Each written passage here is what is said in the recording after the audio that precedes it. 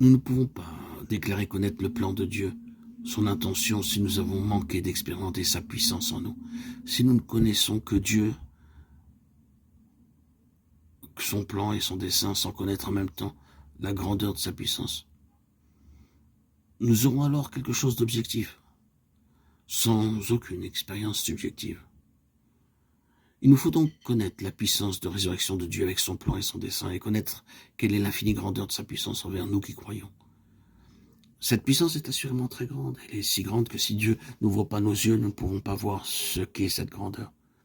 Elle est tellement extraordinaire que les croyants à Éphèse n'ont pas réalisé les dimensions de sa grandeur.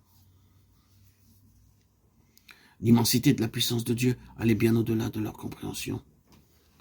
Ils avaient besoin de la prière de Paul afin que Dieu leur accorde l'esprit de sagesse et de révélation et illumine les yeux de leur cœur afin qu'ils puissent en saisir la grandeur. Nous n'avons pas de termes pour en décrire la grandeur, nous pouvons uniquement dire qu'elle est grande, bien plus que nous pouvons la concevoir. Ne pensons pas qu'il y ait peu de choses dans le vase de terre. Paul utilise cette métaphore pour parler de notre corps physique.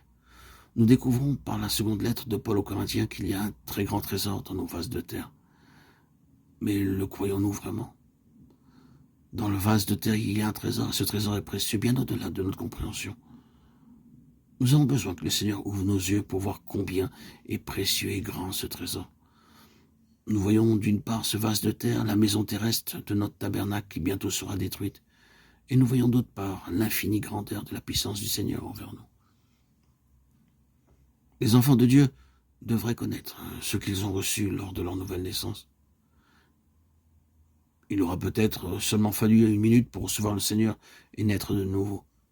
Mais il faudra 13 ou 14 ans à partir de ce moment pour découvrir ce que chacun d'entre nous a reçu lors de cet instant si précieux. Ce que nous avons expérimenté lors de cette précieuse minute se trouve bien vite projeté dans le domaine du passé. Mais cela nécessite 13 ou 14 ans pour l'examiner et l'expérimenter de plus en plus, pour avoir nos yeux ouverts afin de voir combien grand est le don que Dieu nous a accordé en cet instant et pour connaître combien grande est la puissance qu'il désire après cela manifester dans nos vies. La régénération semble être une chose ordinaire, mais pour ceux qui ont eu leurs yeux ouverts, la puissance que Dieu a manifestée dans leur vie dépasse toute mesure. La régénération peut s'opérer en un instant, mais ceux qui ont de la perception déclareront que la vie qu'ils ont reçue est éternelle. Cette puissance est très grande. Pas un enfant de Dieu ne peut pleinement connaître sur la terre l'importance du don que Dieu lui a accordé au moment de la régénération. Malgré tout, bénis sont ceux qui connaissent quelque chose.